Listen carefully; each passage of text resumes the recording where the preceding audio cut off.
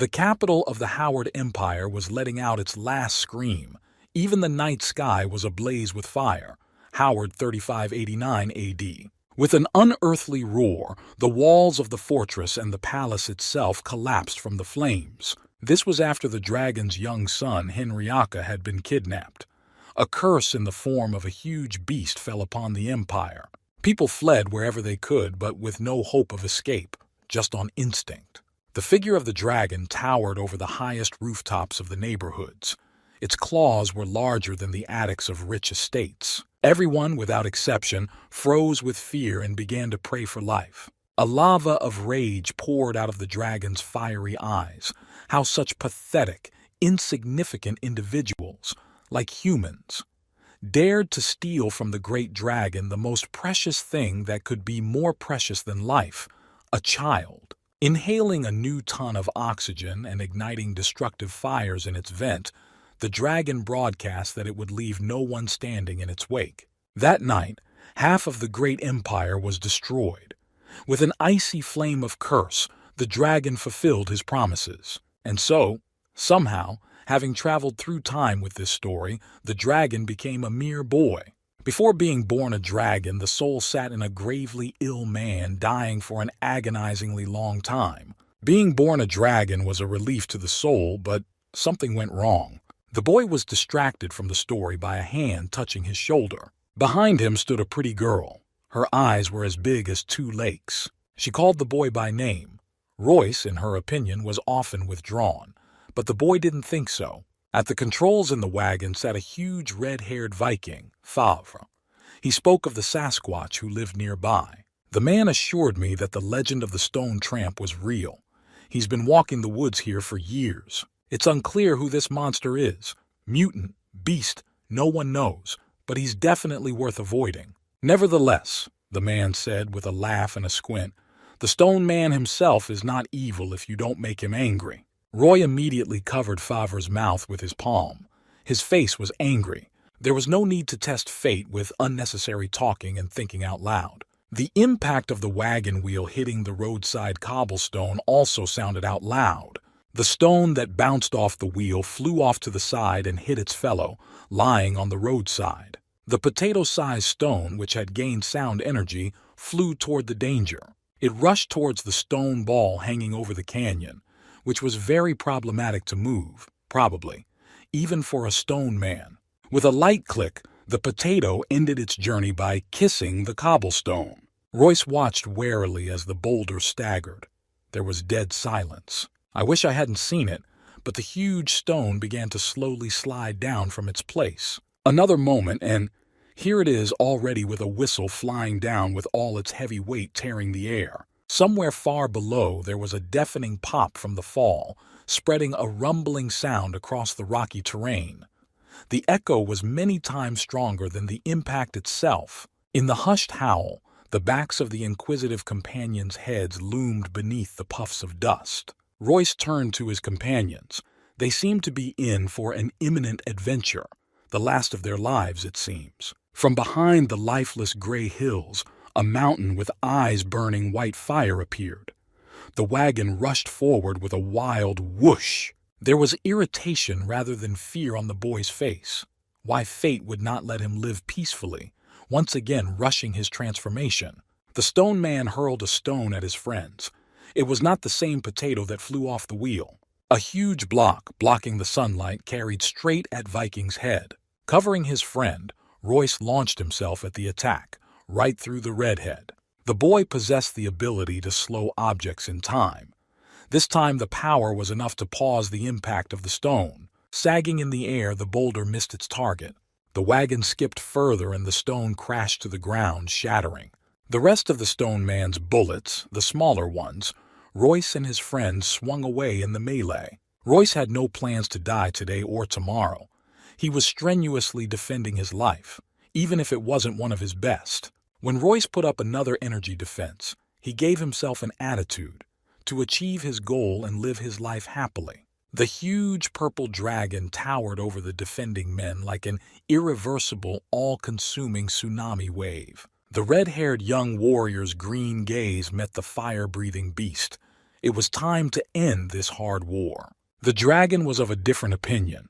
Nothing would stop him from avenging his little dead son. The lizard kept his promises 100%. Half the empire fell in mottled ruins, its huge head bent over a small army of commoners, defending themselves with both improvised means and what nature had bestowed upon them. No one can escape the dragon's wrath. Humans are silly little bugs who have never realized that there is no forgiveness for this transgression. The pulse jumped, curving the computer line into Everest and beeping like a built-in action-blocking ultrasound. The picture on the TV stopped on the episode where the dragon opens its maw over a group of people. Colorless, empty eyes stared into the screen, remembering what it was like. The picture matched reality figuratively. The details were undrawn. Beneath the endless cords, IVs, and breathing apparatus lay a man of indeterminate years. He existed. Amyotrophic lateral sclerosis was his sentence for his remaining hours within the confines of planet Earth. Paralysis of the body and the dying off of nerve cells. The young man was only 25 when he heard this sentence. No hope of salvation, but no one to save himself for either. During this time, life had not rewarded him with a family or a great job, not even savings. 4 years later, he's a thinking vegetable, a vegetable thinking about leaving. The picture on the TV was all the guy had for now and for the rest of his life. Another spike in his pulse seemed already significant and worried him even more than before. The knight from the picture, like a monument and symbol of strength, stared through the screen with an appeal as if realizing what was happening. There was a thaw in the patient's eyes from the ignited hope that everything would happen today. Right now. The green computer scale alerted that his blood pressure had dropped so much as a pore to say goodbye. As an afterthought, in honor of the long-awaited departure, the monitor glowed with every possible line. Saturation, heartbeat, pulse, blood pressure, consciousness, goodbye. Watching the computer disco blur before consciousness, the guy got a welcome relief. The last breath was not heavy. Rather, he wanted to memorize his own voice. Finally, this torment came to an end and the man's eyes slowly closed in anticipation of a full rest from the heavy burden. He could still see the doctor running to his bedside, but he knew it would be dark and indifferent by the time he got there. The dim picture turned into a gray blur. Didn't finish the comic book. Too bad. Otherwise, it's finally over. Now it's definitely over. The steady signal of the green bar showed him the way into a pleasant emptiness. The abyss embraced his soul and lowered it into its soft, invisible arms. How much time had passed the man did not realize. A month, a year, or a minute. From the depths of consciousness came a familiar sound. It was a spike in his pulse. Something good was happening to his consciousness. A golden light began to break through the dense darkness. The gentle, creamy sun crashed into the void, penetrating the man through and through.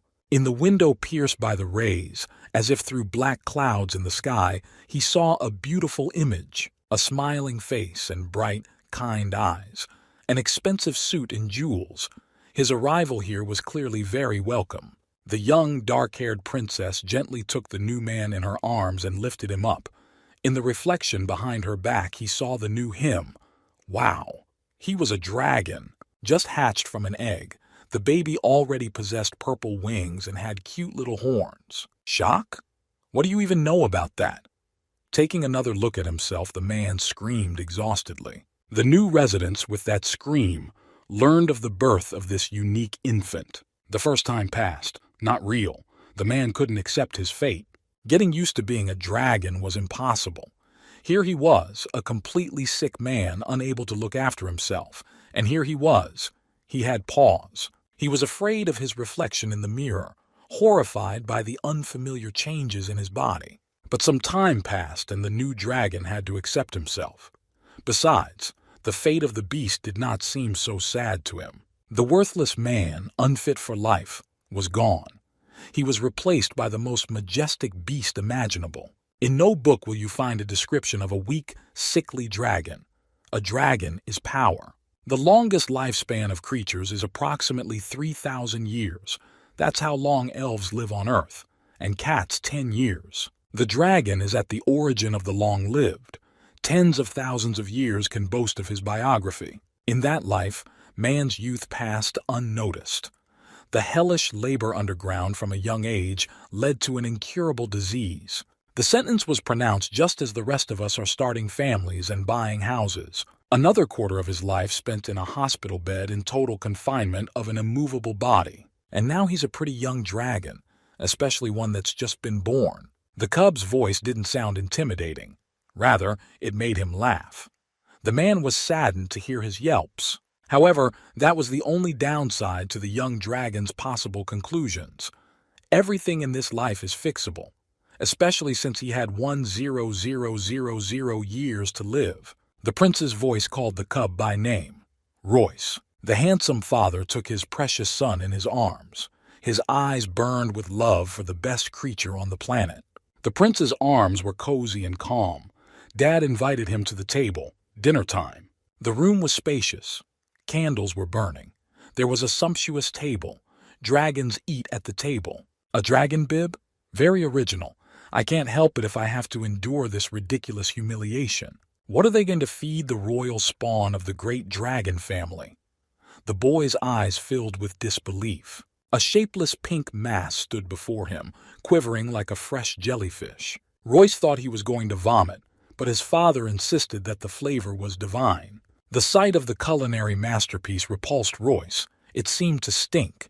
Carefully reaching his paw into the viscous consistency, Royce coiled the jelly around his claws, looked at it with even more disbelief, then clamped his eyes shut and sent his paw into his mouth. A delicate and pleasant strawberry flavor formed on his tongue. That certainly pleased the little dragon. The next piece went into his mouth much more confidently than the previous one. Royce began to paw the plate chaotically, tearing off a new treat. Piece by piece, Royce swept the entire portion of jelly off the plate and even licked himself. The prince was delighted with his dearest son's appetite. He could fill the whole castle with this jelly just to make his baby happy. The baby was born willful, and as we know, he had a conscious soul with a memory. Therefore, the soul could afford any expression it wanted. So calling the prince father caused stress and tirades from the guardian. In these moments, the father himself turned into a little hurt child and nothing could comfort him. 1,000,000,000 times he asked Royce to call him Dad. Father sounded very rude to him. Nibbling on a new batch of jelly beans, Royce grudgingly agreed with the name Daddy. Daddy. The word Papa made the posh prince father melt like butter in a frying pan. He looked so silly. Are dragons really like that? Royce chewed the sweet jelly and thought Daddy was interesting. But what Daddy's name was he forgot to ask. Asking his guardian's name, Royce once again caused the dragon to cry. He called him Daddy again, but the sadness was not long. It had been a month since the baby had been born, but not a day yet he was not interested in the biography of his parents. At the sound of his name, the soft jelly in his paws turned to stone and spikes. Fear attacked suddenly. Genryok. The light and fluffy Royce boy turned blue with terror. His father Genryok? The same one? The same dragon that spewed from its vent the all-consuming lava that had destroyed his own empire. Images of a historical comic book flashed in his eyes, which widened with horror. Royce slowly but surely, as if he had become jelly himself, slid under the table and was lost to sight for a moment. Genryok, sensing something amiss, turned to his son warily. What had happened to him in just a second? The little boy waved his paws frantically and scrambled backwards away from his father. With a short sob of, "I'm full," Royce sprinted out of the dining room and raced away down the huge, long corridor of the castle. His wings also helped him run. The child was as fast as a bullet. It was necessary to immediately find out whether it was not a dream. On the way to the room, Royce kept telling himself not to panic. It could just be a coincidence. And so the boy burst into the castle library. He was out of breath, but still strong. Billions of books stared at him, like silent souls on a shelf of life's chronography. According to the alphabet, Royce reached for the information he thought he'd gotten into a manga he hadn't finished watching on the TV in his room in that life. The book was heavy. There were a lot of pages, but the boy needed only one episode. Opening the right page of the Empire's history, Royce read a full confirmation of his hunches. He is in the palace of the Howard Empire and his father is the real dragon Genryok. Now the picture in his head stitched together. He's inside the comic book and he's that little dragon. Wait, the same one? That means his fate is not at all enviable. His father found his son in a terrible state, crying on a mountain of ancient books. Genryok didn't understand what was happening. He thought that the little son had something hurting and became very upset. Slowly but surely the truth of this life came to Royce. His father is the best daddy on the planet, the most caring one you could ever find. He remembered the fire-breathing Punisher standing amidst the ashes and bodies. Beneath his paws was only darkness and the fiery horror of eternal night. It was hard to believe that even in the morning there had been a thriving empire here. Its appearance was so ugly that the brain refused to work with vision and left in memory only blurred tongues of flame folded into the dragon's muzzle.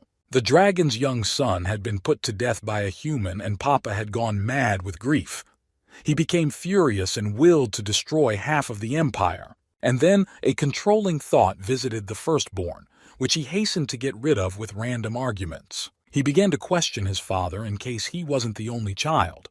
Then there's a chance that the age of catastrophe doesn't affect him personally. At Genryok's negative answer, Royce hurriedly speculated that maybe Mom wanted to be a mom a second time.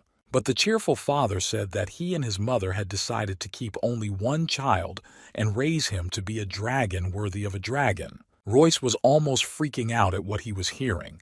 No matter how it turns out that he is once again caught in the vortex of his strange fate. It turns out that he has to go to the other world without even living. The order mentioned a newborn dragon, which he was now. Royce was dizzy and thrashing around the room. He had fallen into a real adult depression, having not had time to enjoy his childhood. At his father's concerned questions, Royce mentally exhaled one last breath and said goodbye to his new surroundings. It was no use living if he had to leave again one day. Royce shed large, bitter tears as he sat on his father's lap. Poor Daddy can't even guess what his little long-awaited son's sorrows are about. The Dragon's Son, a small, just-born child, is an episode in a huge story that will unfold without his involvement. From the ajar door of the castle came the pitiful sobs of little Royce. Lying on a mountain of gold coins surrounded by billions of treasures, the little dragon cringed. In that life he had seen neither happiness nor life itself, and in this one, he had so little time left that he didn't even have time to take a walk on a handful of those coins. There's so much to do in life being rich, but it's a bummer. Fate only rattles the treasury in front of his nose and takes away what money can't buy. Life. Decidedly and surely Royce stops freaking out and gets back on his feet. What's the use of whining? He has to act. Having skipped a couple of rooms, the boy finds himself at a bookshelf, from where he takes out his guide to fate. Having easily found the right book and page, the little dragon begins to analyze. It is impossible to miss a single detail. Reading every line, Royce memorized and reread again. He needed to determine the moment when the catastrophe happened. To do that, he needed to memorize the important episodes. The year 3589. It was in this year that Genryok, who had lost his mind, attacked the entire empire, burning some of the lands to the ground, sparing no one in his path. So the year X is determined. The hunt for the baby dragon will begin in the year 3589. Royce began scribbling a memo in a book. These were his calculations. The year was 3090. This was how he'd found the time margin. He had 498 years before he would be assassinated. Royce noticed that his finale in this story takes place exactly 1 year before he is fully grown. However, he immediately faltered, spat carelessly, and told himself that this page in history would never happen. It was time to rewrite his memoirs anew. He had come back to live. The kid was so enthusiastic about his plan that he actually burst into flames. His triumphant roar echoed throughout the palace down the walls. The kid had spent a lot of effort in devising a plan and preparing himself mentally. Therefore, he immediately began to eat the leftovers and consumed everything on the table at hand. His father honestly did not understand whether to rejoice or be wary of his prince's health. In the meantime, Royce said he didn't mind getting some more. It was good for him. His father decided to calm himself down with childish growth and hormonal failure, and glad to let the situation go, piled more jelly into the dragon's plate. There was indeed plenty of food, so no one was kidding about the variety basins. A new mountain of deliciousness grew in front of Royce. While the kid was devouring spoonful after spoonful, a strange bug with a red sting flew up to the family table. With acceleration, the fly swooped down on the baby's dessert and hit the viscous mass right into Royce's spoon. Another moment and Royce swallowed the silent, strange fly. Papa Dragon noticed it in time and, not hiding his panic, leapt to his son's rescue with a cry of "Child!" With one light swing, he knocked the spoon with the bug out of Royce's hands. Roy wasn't thrilled with this behavior from his father. He didn't see it as aggression, but he didn't understand why his father wouldn't let him enjoy a moderately sized piece of jelly. Meanwhile, after taking a closer look at the beetle, Genryuk exhaled a sigh of relief. This particular beetle was not all that dangerous. Genryuk himself creates these unusual beetles, and many of them are terribly poisonous. However, Royce was too young, so he shouldn't go near even such harmless flies. After listening to his father's stories, Royce was a little worried about his health. After all, he could have been seriously injured even before the fateful year. Now he would be more careful, and food would not be so frivolous. It would seem that just one small dumb bug but can ruin the whole story, ruining Royce's plans for a long and happy life. Well fed, little Royce went for a walk around the hall. The castle was huge. Walking down the hall past soulless sculptures of guards in armor, Royce read a book. Suddenly, one of the guards' eyes lit up with red lights and stared at the child. Someone dared to swing at the dragon from the back. Was it now a castle guard or someone who had infiltrated the palace? As if sensing something wrong, Royce slowed down and saw a shadow touching his light path. He heard the whistle of a chopper being brought over the little boy. Royce turned around and saw the attack. He opened his mouth and screamed with all his might. Daddy was about a step away from the danger, and in a second had covered the baby with himself. He intercepted the axe with one palm and stopped it. His eyes abruptly filled with the purple light of the beast's true anger. His father's power was blossoming before his eyes, coloring everything around him a fragrant purple color. The air smelled of swift slaughter of the enemy. The explosion didn't take long. A couple seconds, and a bright flame flash reflected in front of Genryuk's face. Royce had the feeling that he himself had turned into the jelly he had recently eaten buckets of at the table. It was scary in a very scary way. His father lamented at the mistake of setting up his robots. Shit, they were robots. All-around robots, and Royce almost got hurt twice in an hour because of them. A few more days passed after this random and scary episode. The weather was extraordinary. The blue sky was covered with cotton candy-like clouds, and the grass underfoot rustled like an edible wrapper from a delicious cheesecake. Royce enjoyed the walk. The boy saw a unique picture of nature. The majesty of a huge mountain, decorated with a snow cap, was breathtaking. It shone triumphantly in the sun, falling together with the sky into the depths of the mirror turquoise lake at his feet. Daddy said this mountain was the left fang of the earth. It looked like a god, not a fang, but a beautiful designation too. Against this fang, even the green grass seemed a fabulous lemon-colored color. Dad said it was a habitat of mixed rare races, rare species of people. Royce was thrilled with what he saw. It was different seeing a picture and seeing such a sight in person. A blue butterfly flew up to the baby. It was so beautiful that Royce's eyes lit up with delight. The father never tired of admiring his baby. How cheerful and agile he is, playing merrily with the butterfly in the meadows. In pursuit of the blue, fast-winged bug, Royce did not notice how the clouds thickened over him. The sky was covered with a thick veil of heavy storm clouds. It happened very quickly. Suddenly, a huge discharge arrow flashed through the clouds and the lightning struck Royce directly. He lit up like a light bulb in the basement. Scorched by the natural phenomenon, Royce could barely stand on his feet. He felt like a toasted marshmallow. The lightning didn't seem to have enough interaction with the child and launched its rays at him once more.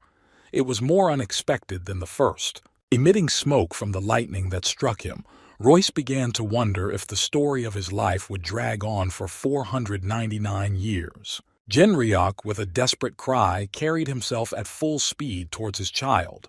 He was terrified. Heaven did not stop his tirade. A new phase of light flashed through the dark blue storm clouds. Pierced with green, gold, and black puffs of smoke, the shockwave hardened little Royce once more. "You've got to be kidding me." Genryok couldn't recover from what he had seen.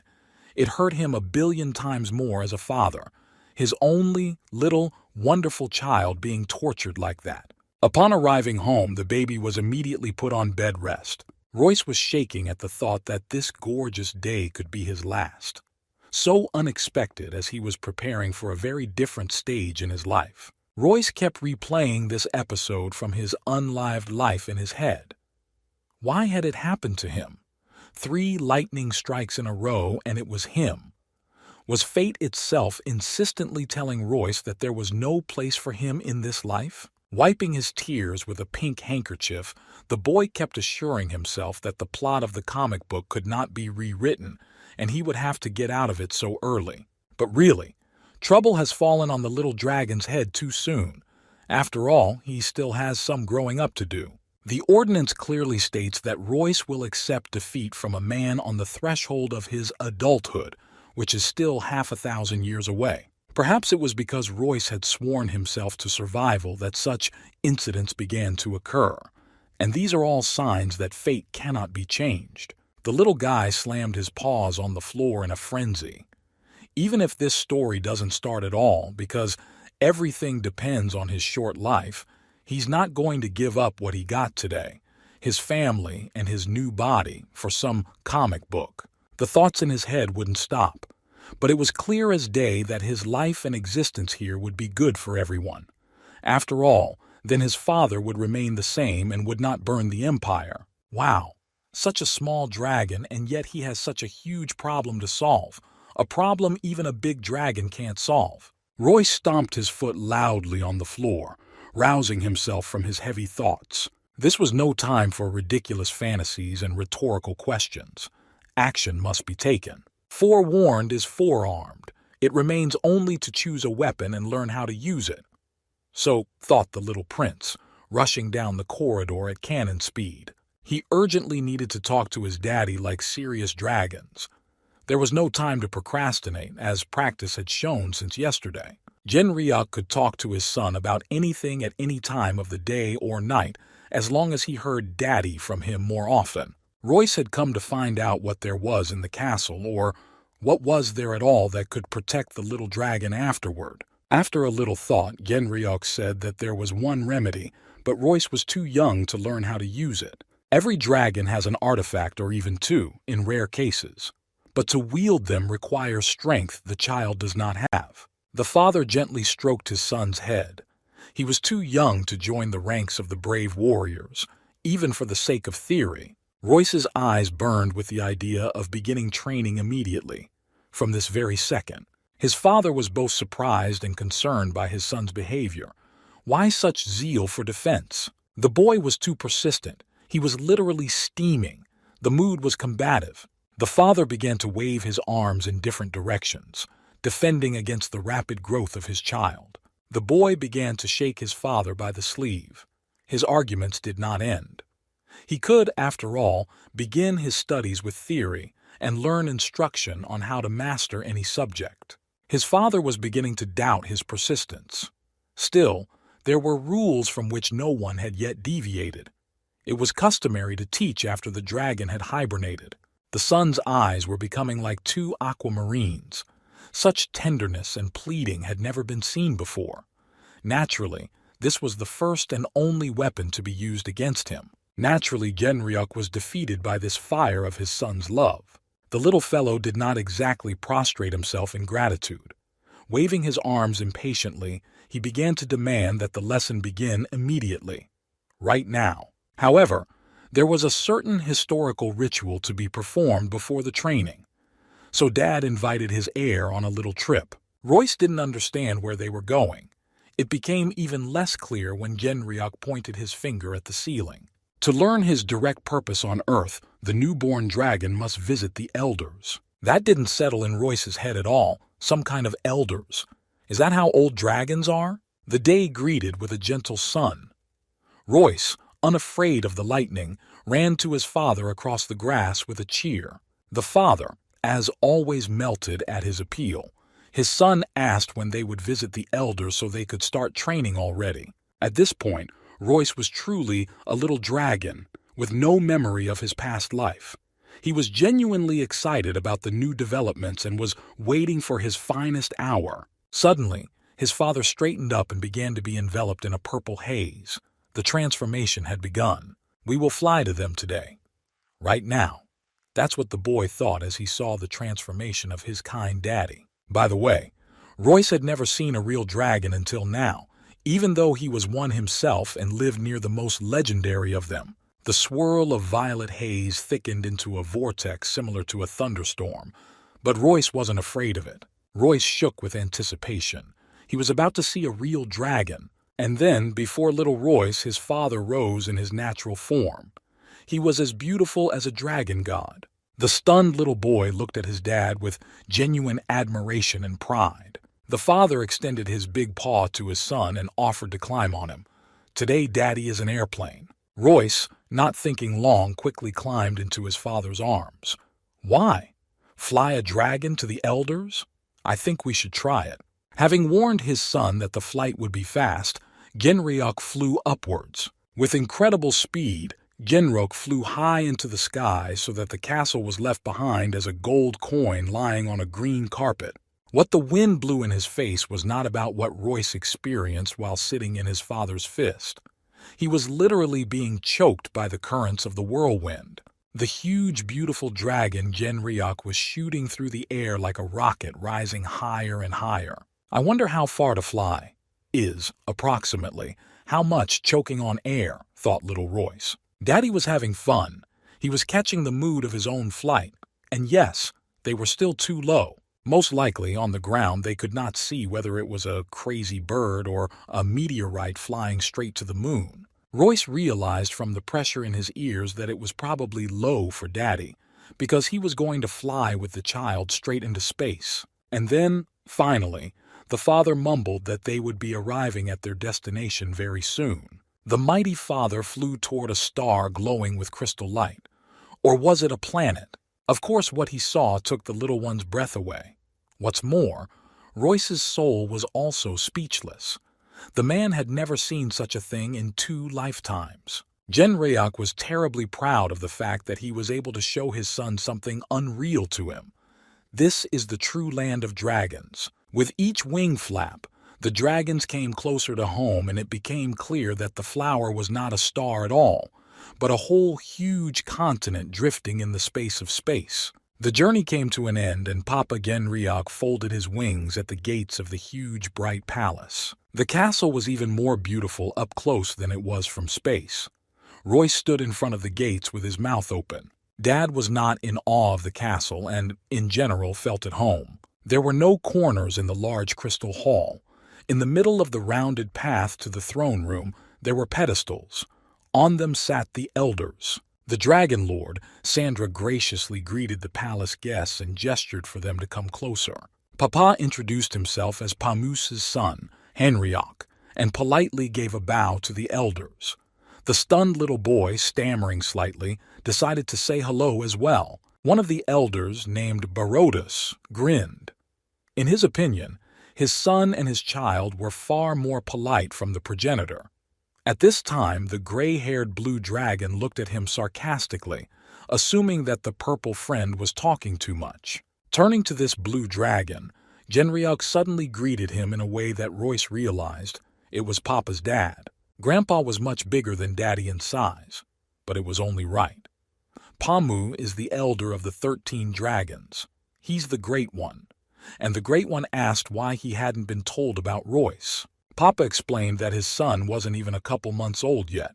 They just didn't have time to announce the release. By the way, this is his first public appearance. Pamas clucked his tongue meaningfully and bent closer to the ground to get a closer look at his newborn relative. The child stood still. It was so small that the grandfather could have swept it away with one of his breaths. Two huge baby ocean eyes looked up delightedly and confusedly, trying not to look away from the huge grandfather. Grandfather lowered himself to Royce's face.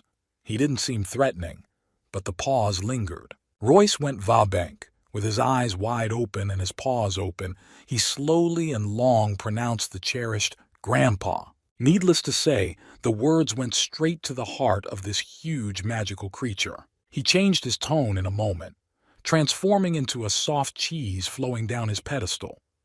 Laughing loudly like Santa Claus, he repeated after his most handsome and desirable grandson. "Grandpa he is," the elders whispered. From the outside it looked very nice. Pamu was dreaming of a grandson, and here comes their meeting. Dragon Sandra questioned an early visit to learn the true nature of little Royce, but Genryok pleaded convincingly for his son. Just like a couple hours ago, Royce himself begged non-stop for training in the craft. Pamu stepped out of the rut of court personages altogether. He was loudly expressing his joy that his grandson was so eager to learn. He didn't even pay attention to the other dragon's remarks. Whistling a cheerful song under his nose like a common, banal grandfather, he was having a good time and was happy for the continuation of his family. At one point, Royce began to worry. How does this verification go? What would be required of him? But his dad calmed him down by telling him that he just needed to sit still in one place. Seated in the middle nickel, Royce looked at the elders and tried to look appropriate for a new recruit. He concentrated and decided not to give away his inner excitement in any way. After all, if he failed the operation, he would only come back here again. Never. Sandra announced the beginning of Royce's initiation process, and all the dragons froze in their seats. Each reached forward with a paw and waited for the lights on their palm to reveal themselves. The orbs in their hands glowed according to the cast of the elders' scales, and they were all different. All in all, it was beautiful. The entire hall was illuminated with ultraviolet and iridescent shimmering with the inner energy of each of the elders, which, in honor of Royce, came out into the light today. Seemed like a lot of emotion for one little boy. But it never ceased to amaze Royce. It was just too beautiful. Sandra, holding an hourglass in his hands, like a personal talisman, asked Royce to close his eyes and think of nothing but his friend, his energy companion.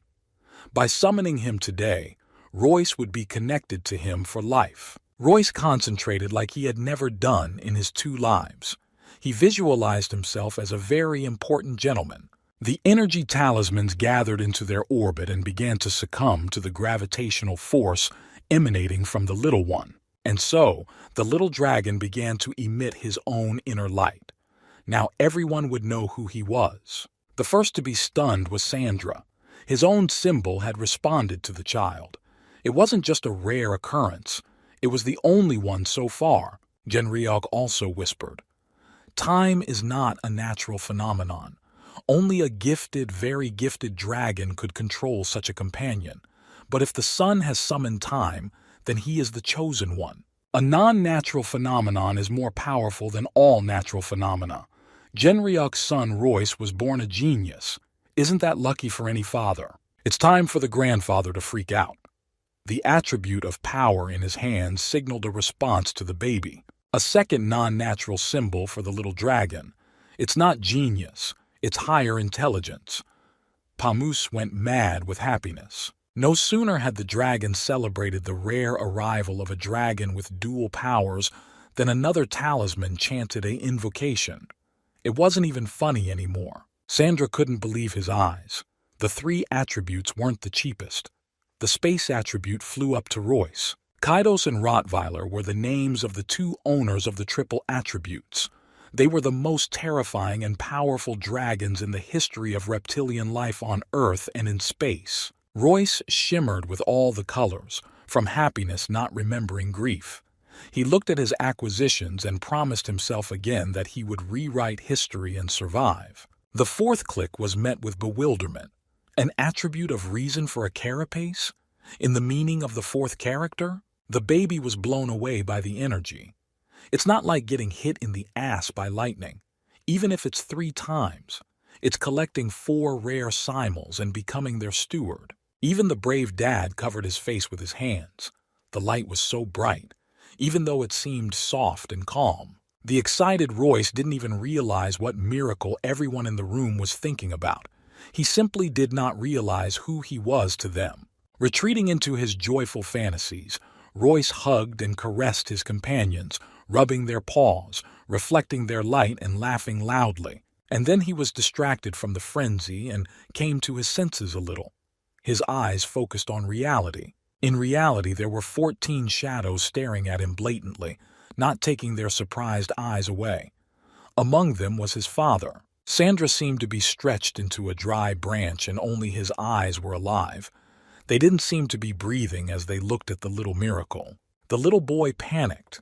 It seemed to him that now his nice things were going to be taken away from him and never given back to him again.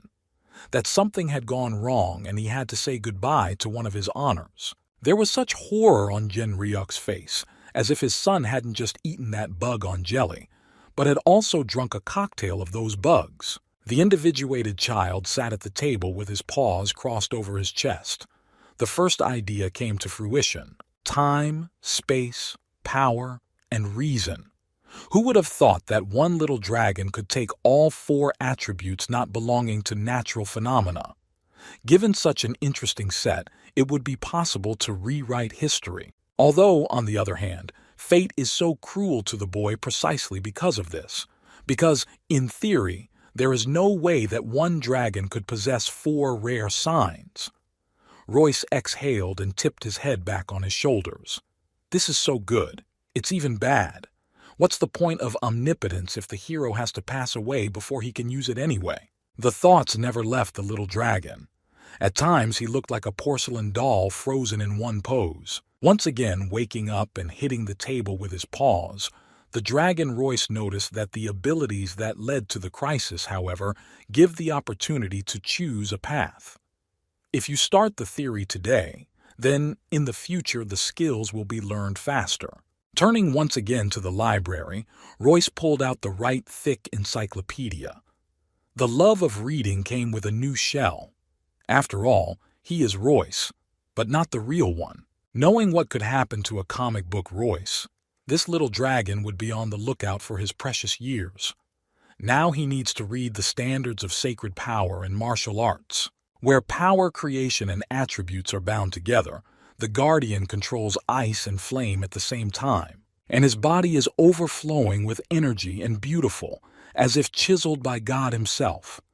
Although, because it is, the dragon once again lit up with the idea of life. Should he take both books and go through the theory at the same time? Why doubt if he has the power and strength? It is only necessary to consolidate and internalize his inherent skills.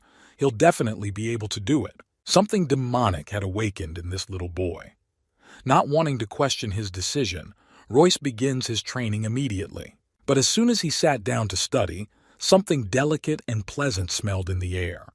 It was food. On the doorstep stood Papa Gen Ryuk with a huge platter of delicious goodies for Royce. Learning is light, but who can crawl to it on an empty stomach? Please. There was more than just food on the plate. Dad had brought growth paraphernalia. There were blue Ramus crystals, a chitogenic stem for the neck. It must be chewed. Partridge heart and heavenly jellyfish for circulation, active brain and good manners. These foods are contraindicated for mortals and necessary for dragons. They need to support a special organ, the dragon's heart. Royce realized that the more he ate, the faster he grew, so he sat down at the table immediately. He didn't even have to call out twice. But as he ate, Royce began to fall asleep. He ate everything and with great pleasure. His father, as always, admired his best creature and could not hold back a smile. There was no limit to his humility. After all, in his father's eyes, this brave baby will forever remain the favorite, long-awaited, and the sweetest baby on earth. The baby was sleeping sweetly in his crib, cuddled up with the bunny. No one but he knew that the soul of a 30-year-old man was sleeping in the dragon. Through his sleep, A dark energy ball began to gradually accumulate above the baby's head. At first, it hovered above his head for a long time and gained strength, growing by the second and shimmering with lilac light. Then it transformed into a glowing, transparent plug. Apparently, it was the realization of the baby's dreams. The drawing became clearer and clearer. It acquired tones and saturation of colors. Eventually, a real metal fork hung in the air. Fully formed, the fork broke away from the dark ball, or hole, and flew heavily to the floor, clinking against the pavement. The child slept, unsuspecting. Quietly and slowly, a flying phantom that looked like a black leech crept up to his muzzle. In the empty room, nothing gave away what was happening except for some rustling, which did not disturb the sleep of the entire castle. A couple hours later, the sun illuminated the stone walls of the dragon's dwelling, penetrating the windows and warming the walls that had cooled overnight. The little boy woke up, completely unaware of how he had ended up in bed. The last thing he remembered was sitting at the table and eating delicious, healthy food. Before he could rub his eyes, he heard his father's voice. "Time to eat. Again? Well said and done." Eating is a good invitation. Besides, there's no telling how long Royce had slept. As soon as Royce put his paws on the floor, he immediately jumped up, suddenly feeling a sharp prick in his heel. As if caught on an invisible barrier, the dragon flipped over and landed on the floor with his paws forward. He suddenly saw a sharp fork in front of him. It was beyond words to describe how amazing it was. Where did a sharp table object come from in his bedroom? The guide from the other side of the world was clearly not in his right mind, since he was giving Royce such interesting quests. Anything. But a fork stuck in the floor by the bed is the ultimate fantasy. What kind of cruel game is this? Where does his luck walk separate from himself and so far from his home? An additional blow for Royce was the second picture from the morning. His favorite stuffed rabbit was torn in half and lying on the floor with absorbent cotton outside. This toy had already become Royce's own, and the boy was saddened by the fate of his plush friend. Maybe his father would help and fix the rabbit for his son. At the table, Royce was quiet. That moment when you are both delicious and sad. He ate and cried. Dad realized it was because of the rabbit. Henryog promised his son to fix the toy. It just needed to be stitched up and everything would be as it was before. Suddenly the little boy woke up in his bed. Again. And again he didn't understand what had happened. He was talking to his father at the table, and this is the bedroom. How does time transport him back to bed? Royce heard his father's voice again. Time to eat. There was a whole favorite rabbit lying on the bed. When did all this happen? It's not clear. Guilty and confused, Royce looked into the dining room. He decided to tell his father everything as it was. Something strange is happening. It's scaring him. Dad's so scared that all the color's gone from his face. The son is sick and asks for help from his close daddy. What's the answer to that? Royce felt fine, except for one thing. He doesn't remember the moments of falling asleep and what happens afterwards. Daddy turned into some kind of pink teddy jelly again from the hilarity. I wonder if he'll ever get used to his son being the best baby on earth. The calmed, peaceful father told him that such a time comes to every dragon without exception. Every dragon must sleep twice. From what Royce was beginning to feel, he was approaching the first phase of hibernation and would soon fall into it. Royce was, of course, concerned about how long he would sleep in terms of time. If the memory lapses were significant now, hibernation would take a substantial portion of his life. His father's verdict didn't make the child too happy.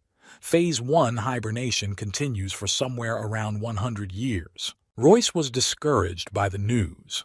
Just now he was thinking about the otherworldly guards hunting him even in his sleep, and he didn't feel safe. And now he would be sleeping for a quarter of the time he had left to live according to legend. He's become hysterical beyond belief, realizing that sleeping so much is a direct way to end his life before the deadline. Who would be able to protect him and who would train him in his sleep? Royce jumped up from the table and, in spite of his father's shouts, rushed out of the hall. He symbolically tied a white sash around his forehead, signifying his acceptance as an apprentice. Let's say he accepted himself. He opened the first book in front of him, took the quill, and with fire in his eyes, literally, began his immediate training. To execute the plan to avoid hibernation, Royce would need a different daily regimen. First of all, as little food as possible. This puts the child into a deep sleep. Relaxing baths will also have to be eliminated from the program. This affects coordination and shuts down the mind. In order to avoid fatigue, you need to move with a saving efficiency in mind. If Royce gets tired, he'll take a long nap. And as a consequence, Royce has strictly forbidden himself to enter the bedroom. There's his favorite bed, which will not let him go. Royce wrote everything down in his journal. For the first time will do, but ideally it is necessary to find a way to never sleep at all. An hour later, Royce was so exhausted that his soul seemed to leave his body and lead him under his arm to his bed to sleep. Royce could no longer think or reason, turned into a candied mummy hanging around the hallway. Royce could no longer imagine Daddy without a plate in his hands. Nor now. His father came flying toward the boy with a full spoonful of jelly and a bowl of that jelly, actually. Genryok chased his son insistently, shoving as much food into him as he could on the fly. Dragons need nourishment. His father didn't understand why his son was in such denial of food and ran away from it without a backward glance. What had the tomboy come up with? Taking refuge in the dark library from his chef father, Royce exhaled. Almost had a fucking meal. Immediately, he sat down at his book. Need to find a way to stay awake before loving Daddy comes up with a trick and puts the baby to sleep. The book had a few rules on how to stay awake longer. The last of the rules was, don't read books. Better pinch your butt, of course. Because the picture started to blur, and a spyglass formed in front of his eyes that he didn't want to look through at all. Another second and Royce would have gone to the world of dreams. But his willpower turned out to be tremendous. The kid started slapping his cheeks and screaming to wake up soon. At the 7th second of the emotional explosion, the little dragon ran out of energy charge. Its eyes fluttered shut. Desperately, already as if in a dream, he continued to slap his face. He shouldn't be asleep. He began to look at the pink pads of his white paws. There were helpful hints in the book. He saw them, but consciousness was sinking into a viscous darkness and deafness. From somewhere outside came his name, like an echo in a well. Suddenly the dragonkin jumped up and cried out loudly. In his eyes was the horror of the failure of the operation. He fell asleep. Papa greeted the sleeping child. How did his little warrior for world peace sleep? Waving away his father's caress, the child fought back. He didn't sleep, but took a little nap accidentally. The father got down on one knee in front of his son and solemnly began to congratulate Royce. But for what? Royce sobbed and hiccuped in shock. Congratulations were pouring in for his 100th birthday. What? He was 100 days old yesterday. 100 years ago, Royce fell asleep. His father called out to him. But the boy could no longer answer, only hear the noise before hibernation. The father carried the child some tasty food, but opening the door to the chambers found a picture of his son's unwillingness to eat. Covered with a book, on the rubble of historical and analytical literature, Royce mumbled sleepy oaths and sniffled at the same time. Dad didn't care about anything. He was proud that his son had fallen asleep while studying. Isn't that a happy father? Little Royce, when passed out, was very easy to move to the king's chambers. Genryok gently lowered his son onto the feather bed so that he didn't even smell it. It would have been nice if Royce had eaten before going to bed. But the silly boy had been running from a spoonful of wholesome food for a long time, and now he was sleeping so sweetly that there was no chance of waking him. There was nothing to be done now. Genryok gently stroked his son on the top of his head. Soon they would see each other again.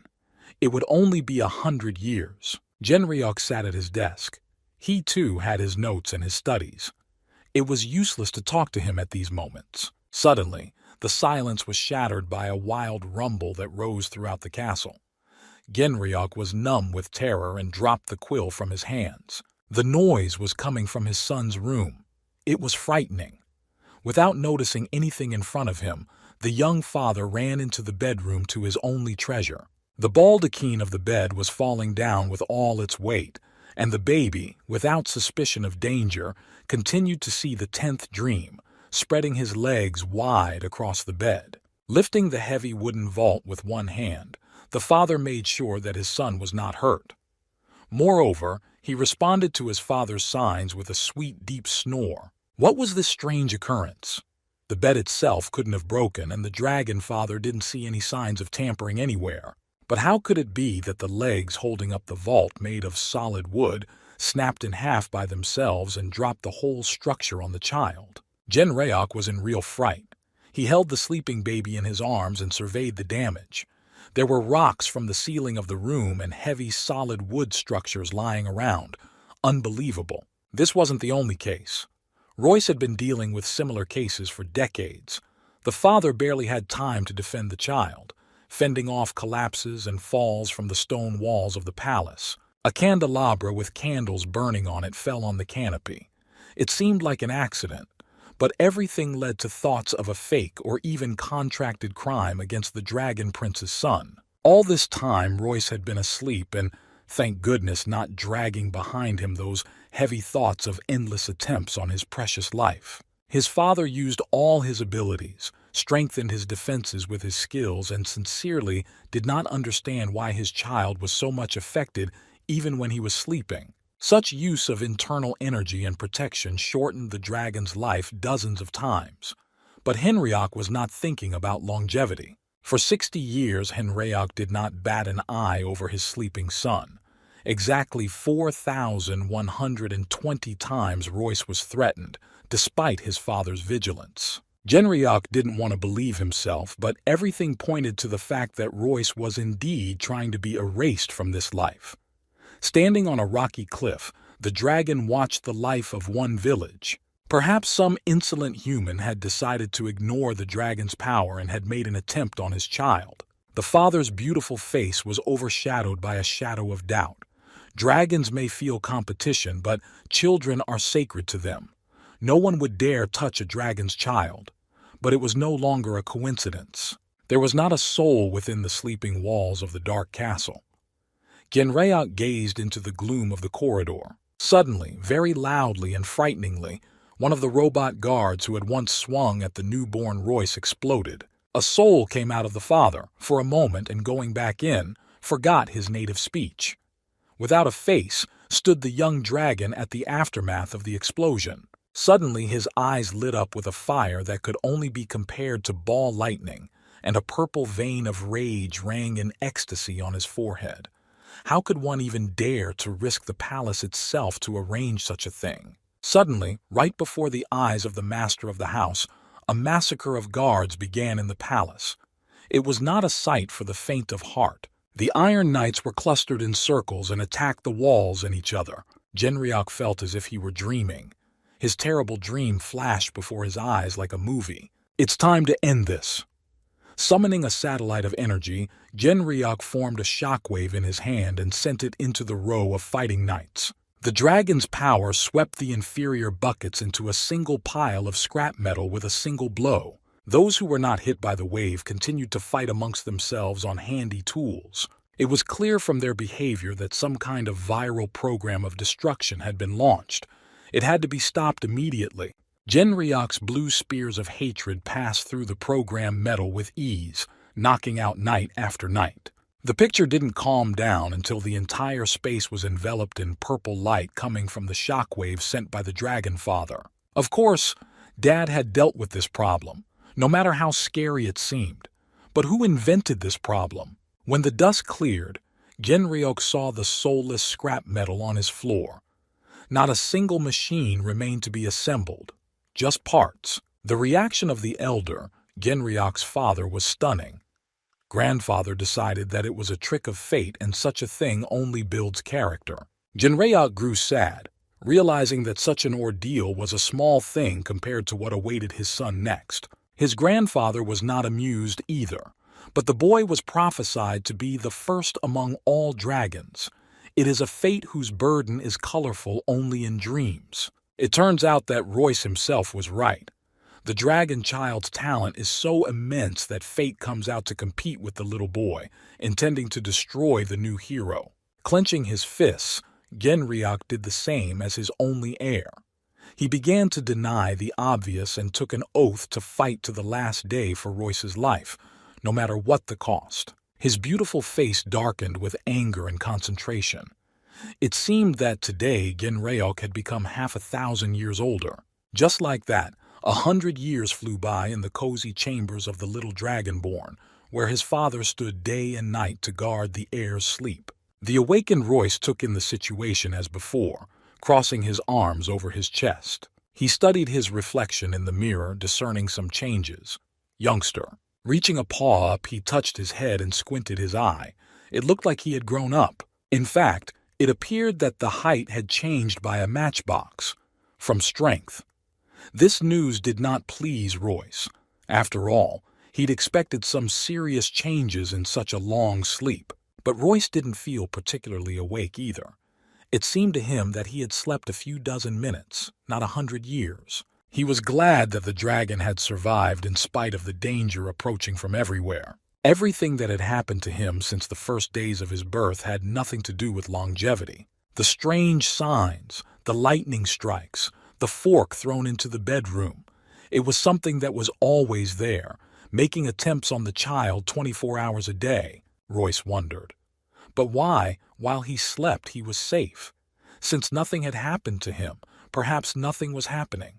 No matter how much he thought, the mosaic in his head didn't add up correctly. For the time being, Royce decided to leave his frowning thoughts behind. He had survived, and that was already a beautiful thing. And how had he lived without his dad's lunchtime all these 100 years? Of course he was already flying at Genreok's first call. At the table, Royce noticed that despite Dad's cheerful attitude, he looked as if he had just returned from a great battle of power. According to the story of years gone by, the time Royce had fought the battle with sleep, he behaved abominably. The kid thought he'd caused his daddy a lot of trouble and frustration, and immediately, on the spot, he promised to be the best son he could be. Now there would always be a smile on his father's face, because Royce would only call him Papa. Royce jumped merrily, ran after his father, who magically had a bowl of food in his hands. On the way to the dining room, the son asked why Daddy was so tired. Maybe he should get some rest. Laughing, the father agreed. He should. More time passed. Comic book history doesn't always keep an accurate count, at least not taking the numbers at once. However, Left Fang still stood there, reflected in the crystal lake, and the sun was shining just as high. It was a hot summer. The wind played with the leaves on the crowns of the family trees. Royce, transformed into the boy they are in the conventional sense.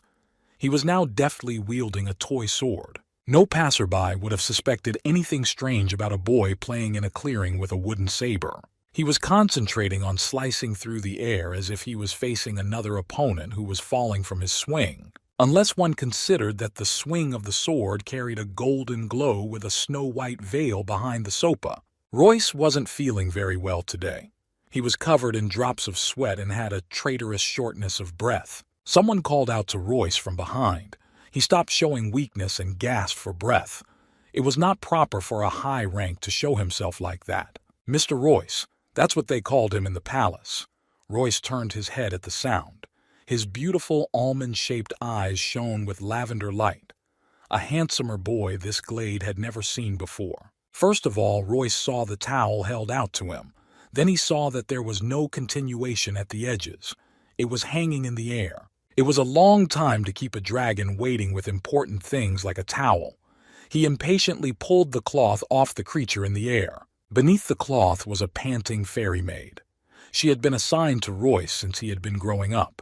Setting her master's mood in the right direction, Elfinia praised him for how quickly he had settled into human form. However, the topic left a not unambiguous imprint on the young dragon prince's face. It made the elfin woman wary. Coming into conflict with the young lord was not something she was going to do. The dragon addressed the maid by name. Finn was not to call Royce lord. He didn't want that kind of relationship between cronies. Finn couldn't address Royce any other way, not out of fear. It had been instilled in her little head for centuries. Royce was her master, and that was out of the question. Finn was a race of starlight fairies. For someone like her to be assigned to a dragon lord was not a dream, but an illusion out of reach, and she had achieved it at such a young age. Royce smiled softly at Finn's outcry of indignation. The honor for her to be by her master's side, wow. He thought back to their first meeting. She had said exactly the same thing then. Time passed after the hibernation and Royce acclimatized. He sat at his desk and read another book with rapt attention. Behind him was a gift box. Royce didn't notice it right away, but when he turned and saw it, he immediately wondered what it could be. There was a slight rustle coming from the box, but nothing scary was happening. Royce didn't even immediately realize whether he had heard something or just imagined a slight tremor. After a couple of seconds, it became clear that the rustling was coming from this small, ornate box. In spite of the beauty of what was happening, the surprise that came out of it was angry about something. The surprise was a girl with butterfly wings, and it was terribly cramped in the package. Royce was a little surprised and a little scared, and generally regretted that the world hadn't invented diapers yet. Instinctively, he swished his tail and, of course, swept the little butterfly away at full speed. The little girl made a shrieking sound and shimmered in the air. The vibrations throughout the room made Royce cover his ears. But then he noticed in horror that the butterfly was as breathless as a maple leaf peeking down to the floor, making no effort to flip over in flight. Accustomed to the bizarre experiments of his grandfather and father, the boy leisurely looked at the entity lying on the floor. What was this, another masterpiece?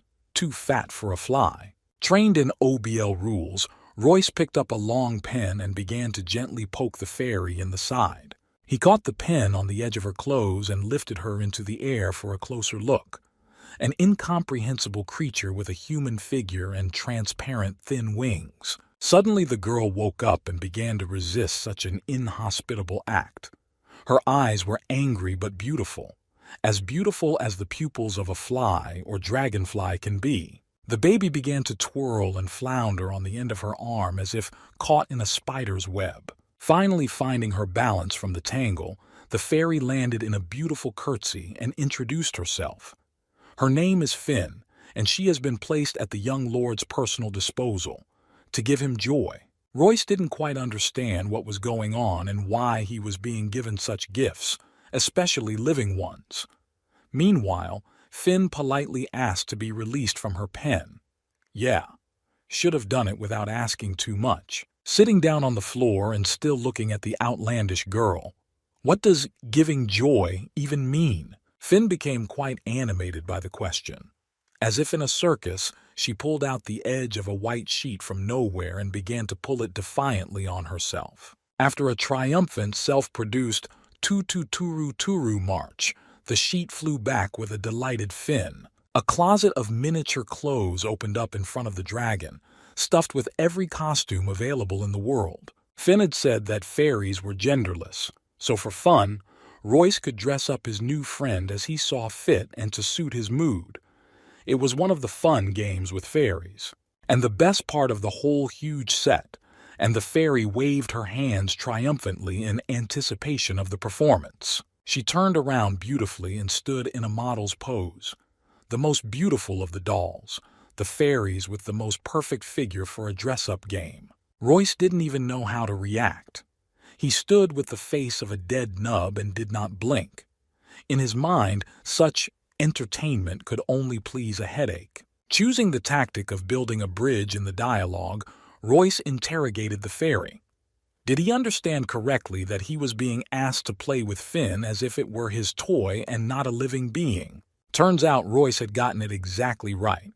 Finn had been sent to him as a gift for that very purpose. No sooner had Finn finished rejoicing than she started flying up and away with the force of the wind, not realizing what was happening.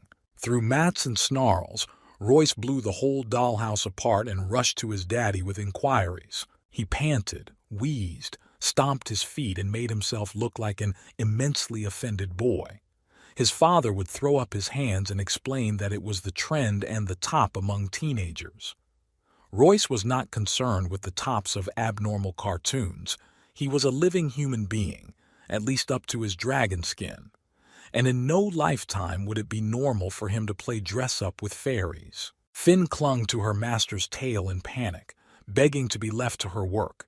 Any kind of work, even the dirtiest of jobs, just laundering things. She held on so tightly Royce couldn't get her off, and he didn't want to step on his own tail. For a fairy, becoming a dragon's plaything was the meaning of a lifetime. The founder of the fairy kingdom, the chief king, was himself a dragon's plaything. So to become a friend of the Lord is to reach the divine light. By whining, Finn got her way and stayed in the castle. Finn was 800 years old and a wise fairy. Besides, she didn't care about anything as long as her lord was happy. As soon as Royce hinted at anything from afar, Finn would guess her thoughts, rushing to bring joy. And now Royce did the same, saying he'd been in warm-up and now he'd be doing some serious studying. Finn pulls out any number of things from nowhere. This fairy has a gift for storing things in subspace. It's kind of like a mobile dresser. And right now, his faithful long-haired bug was already pulling out a huge encyclopedia from his heavenly bottomless pocket. Today for the training of mana manifestation and its division. This is an advanced course and Finn was proud of its owner as if she was the advanced course herself. After a bit of thought, the fairy turned around and figured out a tea set and a couple of triple-calorie treats in the celestial. There would be a picnic. And Royce once again noted to himself that subspace was a very convenient thing. Sitting at the set table, the dragon thought that he should learn the practice and use the bottomless pocket himself. So beautifully and romantically the day passed. Royce sat at the table with pretzels and hot tea, reading his textbooks, while Finn guarded his happiness by refilling his glass with boiling water. Suddenly, storm clouds appeared in the sky and lightning flashed high overhead. Royce was saddened and put down his textbook. Sighing heavily, he started to go home. The thunderclaps became more and more serious. The sky opened overhead and shone with unearthly light. Once again, the world had gotten it into its head to do something to Royce. The lightning was so powerful that the air smelled of electricity. Everything around it crackled. Through the light and noise, the fairy shouted to her master, fearing he was in trouble now. Smiling wanly, Royce stretched out his hand towards the glittering arrow and caught its light on his skin. On his wrist he wore a reflector the color of a sea wave. The lightning could strike and crackle as much as it wanted. Royce's face contorted into a smile. Evil maybe, but triumphant as well. Lightning had struck him so often since childhood that he'd stopped fearing it and had finally found a win-win weapon against its attacks. Upon seeing this bracelet, Finn even squealed, so unable to contain her emotions. It's an attribute of the mind. After studying the theory of how strong energy flies to weak energy in order to absorb it, Royce created a medium-strength amulet to trap lightning in the absorption trap, thus strengthening its companions. Thus, the mind attribute was pumped up additionally. It was possible to change the stone in the bracelet. While Royce was fumbling through his pockets, lightning flashed in the sky again, gaining new strength. With a cry of, "Ah!" Finn rushed forward with her arms, covering her master. At her shrieks, Royce looked back to see why the hell she was doing that. Protected by a solid lilac dome, Royce reached out to the lightning again and caught its rays in his bracelet. A spatial reality distortion field? It's not just a sight. Now Finn has seen almost everything in her life. Why were the girls yelling like that? Royce looked like a little boy, but he already knew more than self-sufficient young men. His amulet's speed was already reaching level 1 and it was normal. Finn looked at her master with admiration. To her, this was already the level of a god. Her fantasies and logic blended into a historical chain and took Finn to a world where she was already a legendary fairy lord. How long next to such a lord? Royce didn't get caught up in Finn's thoughts. He had enough of his own. For example, how to protect himself from early death with an additional protective field. Space was pumped the strongest, force and time followed after, and the mind remained unpumped, but was not neglected. It would take more time to pump all attributes, as filling one affects the strength of the others. But fists are clenched into a fist and a ray of hope is clearly visible at the end of the tunnel. Royce will replay this comic. The thunderstorm has passed and the sun shines overhead once again. Growing stronger by a couple more lightning strikes, Royce was going to keep on living. Above the fog, his voice rang out. The next book to study was delivered by a faithful friend. The dining room once again smelled of food and the comforts of home. The family gathered around the table. As they munched on a juicy turkey thigh, Royce kept an eye on his father's urgent trip, which was the subject of conversation at the table. Papa intended to travel to Silverflower. In this century, the dragon Kurdak, one of the 13 elders, would end his career as a judge. Biting down on the taste of quality food, Royce thought aloud of Kurdak's amusing grandfather. Genrayok ethically coughed and asked his son to express himself in a more dignified manner. As long as Kurd is an elder, he is grandfather to no one. Royce was a bit purple about what his father was teaching him now. Whatever words you call your grandfather's friends, they're all grandfathers anyway. Royce stopped his chewing and focused his attention on his father's visit to the dragon planet. What did his visit have to do with Kurdak's departure from the heads of the throne? The Pope stammered, put his hand behind his head, and blushed slightly. He had been offered to take the place of Kurdak, the supreme elder. The son was naturally happy for his father from the bottom of his heart. But the father was not far behind the child in his emotions either. Of course, it was a joyous event to be promoted at such an age. Having reached level 0 of the darkness attribute, Genrayok was glowing as if he had already reached 100%. 4,000 years old for a dragon was still the state of a youth, and Genrayok had managed to have a family, give birth to a talented heir, and mastered the darkness attribute. A genius. Royce truly admired the man who had given him such a splendid life. Genrayok could qualify for more than just the role of elder. At his age, he could even make it to the final boss. Royce remembered that his father was the same dragon who had destroyed the Empire in revenge for the life of his dead son. At that point, he had 2 level 0 attributes, darkness and demonism. Royce was as calm as ever. For the past 15 years, he had been densely engaged in science and practice precisely to prevent the collapse of the Empire and his own demise. In the course of the conversation, the father suddenly became very nice on the V. He clearly wanted to ask his son something and was shy. His long preparations and approaches to direct conversation were tiring the teenager. But Royce waited patiently for his dad to gather his thoughts. The conversation came to a standstill. Dad informed him that he wouldn't be home for a while. Father of the Year would not be an elder, alas. One thing must be chosen, and dragon women are a priori mothers of nothing. Passing the post will take 10 years and Daddy must be on the flower all that time. Royce, shaking his head, grabbed his forehead with his hands. 10 years is a long time. It pained Genrayok to leave his son for such a long time. His father's love was boundless. Royce painted a carefree smile on his face, wrinkled his pretty nose, and assured his father that it was for the best. 10 years isn't 100 and they'll fly by, salve no weekend.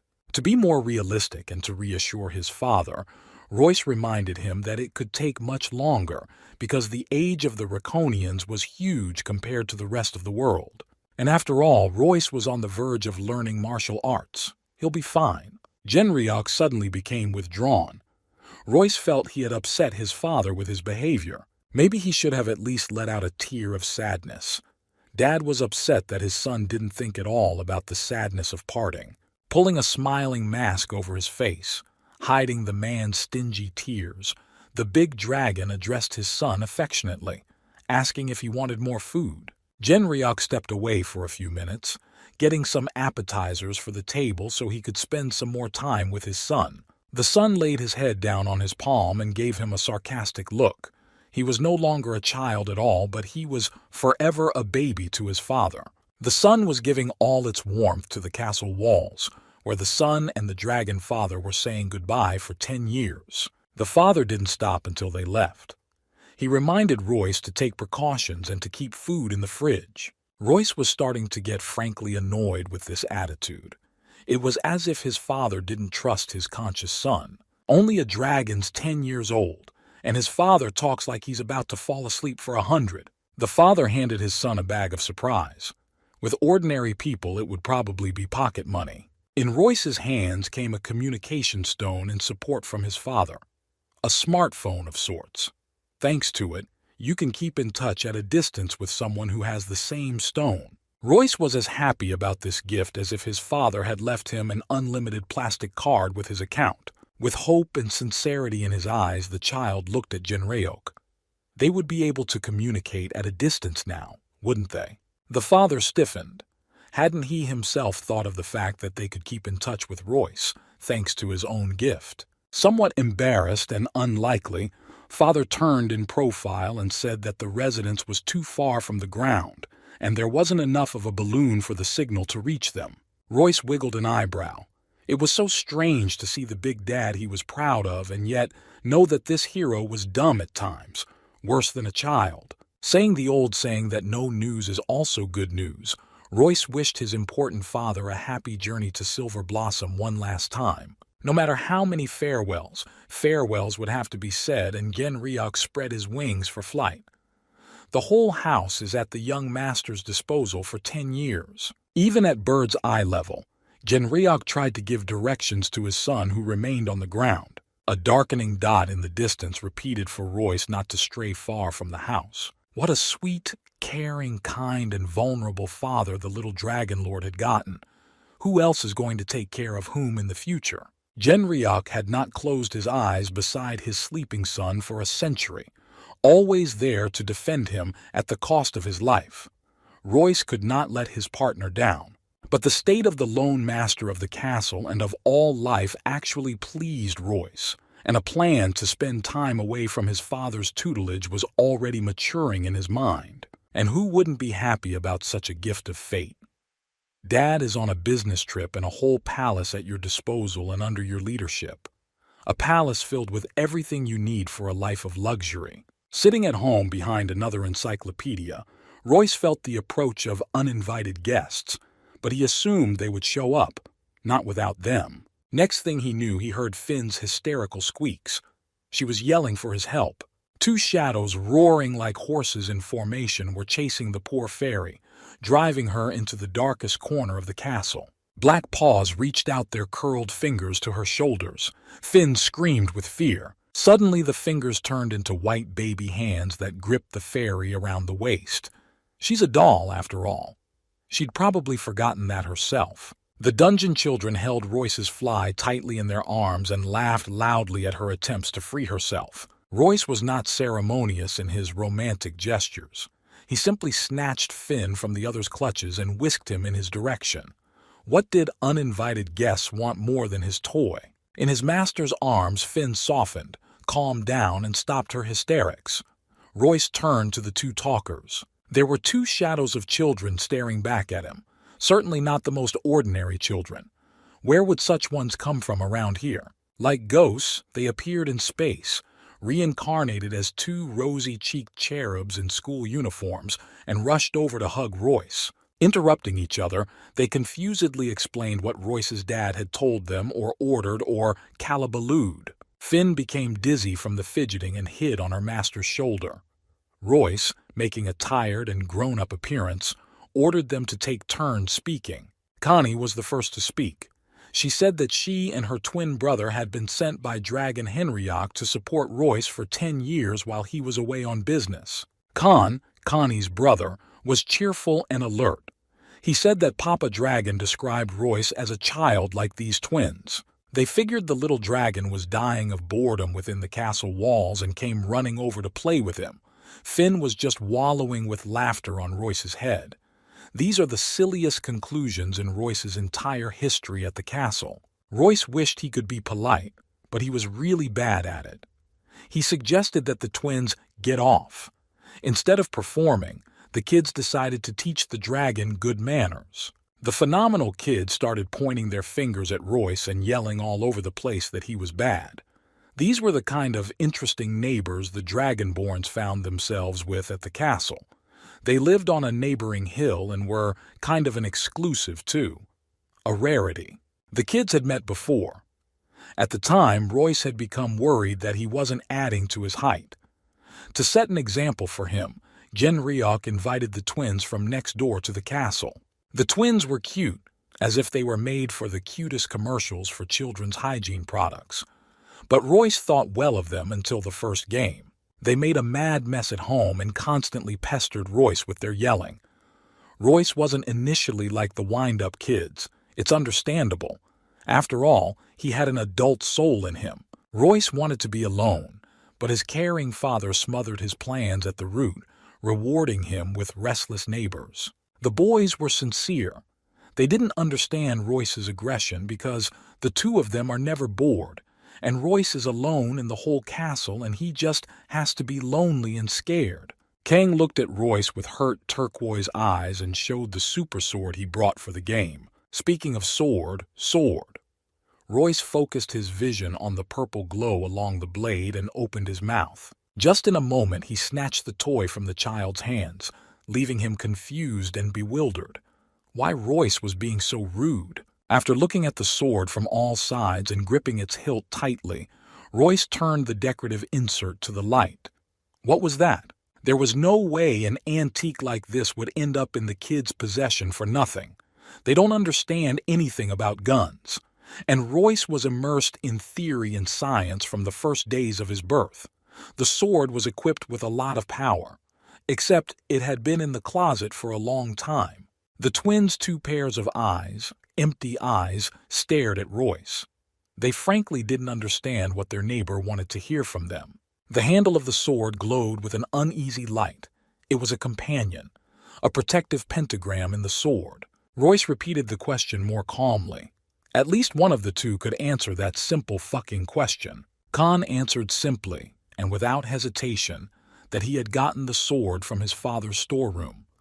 Just then, Connie snatched up two more swords and happily announced that those toys were taken from the same place as the purple sword. Royce, of course, was taken aback at the simplicity of it, but he dared not say anything. Were they allowed to go through their dragon father's personal belongings? Both of them immediately pretended that nothing was going on. It was clear that the twins were acting in concert and in secret. The attribute of space hidden in the sword was many more than Royce's. That interested the boy. That said, the sword did not seem to be working for him. The hilt glowed and shimmered desperately with the pentagram in the hands of the little lord. Staring into the crystal clarity of the orb, Royce finally noticed that magical pattern so appealing to the eye.